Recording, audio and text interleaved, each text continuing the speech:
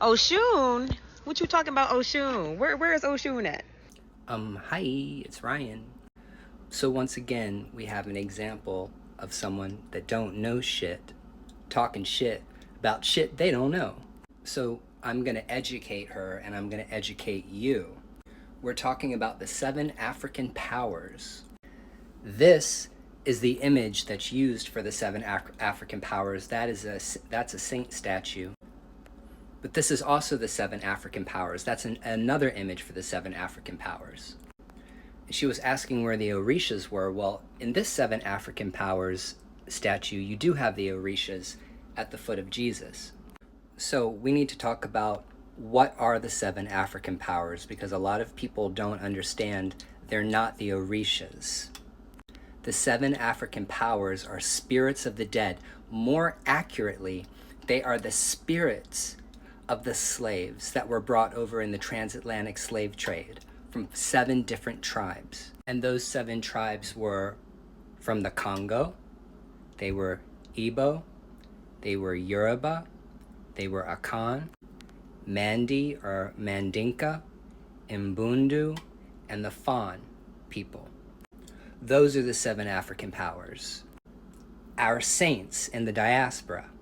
And the 7 African powers image of the saints and all of that was born out of a tradition called Espiritismo Cruzado, or Espiritismo Criollo, creolized mediumship or spiritism, or crossed or mixed spiritism, by practitioners that mixed spiritism with African and indigenous elements to it in Cuba, in Puerto Rico, and then in the 1930s and 40s and 50s, when Cubans and Puerto Ricans were migrating up into the United States, especially into like New York, they brought this spiritism with them. And this is called a boveda. It's an altar that is set up in the diaspora for ancestors and spirit guides. So let's get back to who the 7 African powers are. The reason why someone would have the 7 African powers is because they would represent spirits in that person's spiritual court. But what is a spiritual court? In Africa, in Ifa, in Yoruba traditional religion, there's a term called Egbe Orun. That's your spiritual companions or your spirit friends. More like spirit fraternity that you belong to. They're your people on the other side. And when the Yoruba people were brought in the transatlantic slave trade from Nigeria over into the Caribbean, that cult of Egbe didn't survive.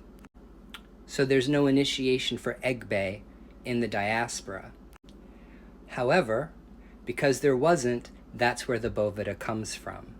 So whenever somebody's interested in Santeria, Lukumi, or they're getting involved in Palo Mayombe or specifically those traditions, seances are set up in order to call spirits of the dead for the individual, their ancestors and their spirit guides, to find out if there's any kind of fuckery that needs to be taken care of before the person gets initiated. And so the very first thing somebody should be learning when they start entering into the diaspora is how to set up their ancestor shrine and how to set up their spirit guide altar, the Boveda. Because it's believed if these spirits are not appeased first, you ain't doing shit. Because ancestors are everything in these practices. Now, I want to talk about the cross. Like, why is the crucifix or the cross in the image of the 7 African powers? This right here is a crucifix that was made in Africa, in the Congo, in the 14 and 1500s. So a lot of people don't understand that a lot of Africans were Catholics before they ever got caught up into the slave trade. Columbus discovered America in 1492, but Catholic missionaries were going into the Congo, okay, in 1483, and King Nzinga Nkuwu converted to Catholicism and declared the Congo a Catholic or Christian nation. So Africans in the Congo were already mixing traditional African religion with Catholicism for a long time before anybody ever got wrapped up into the slave trade from there. And the reason why the crucifix is such a profound image for people, specifically for the Congo Africans, is because their sacred image was the Dakinga, or the Yowa, okay, the cross, which represented life, death, rebirth, and the cycles of reincarnation. We put the crucifix into a glass of water. Why? Because the Kalunga line, or that liminal space between the living and the dead, in Congo religion or spirituality, was seen as a body of water. So we have the body of water, we have the Congo cross, or the Congo Catholic cross. We have glasses of water set up for different spirit guides that manifest themselves in ceremony, in misas, or in seances. And then some people will have a Bible, some people will have a copy of the Selected Prayers by Allan Kardec. There'll be flowers, tobacco, Florida water, there will be a saint statue. And if they have the 7 African powers, then they will have an image of the 7 African powers. But this is why you need to be educated before you open your mouth. Because when you start talking shit about images like this, you're talking shit about your ancestors. These traditions are old, and these ancestors, they knew what they were talking about, they knew what they were doing. It's also part of Hispanic culture. This is a cultural icon. But I'm gonna say it, and a lot of people aren't gonna like it, but I'm gonna say it anyway. This is typical of Black Americans.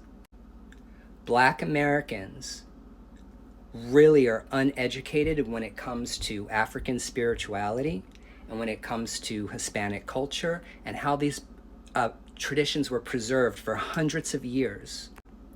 But they think they know everything just because they're Black. And that has always been a problem on TikTok. Just because you're Black does not mean you get to put this image on your altar, or call yourself a priest of Oshun or a priestess of Oshun, or think that you can speak on behalf of the religion if you don't practice it, especially if you haven't gotten initiated in it. So I just want to encourage everybody to stay humble, okay? Learn, educate yourself, read books. Reading can teach you a lot. You know what else can teach you a lot?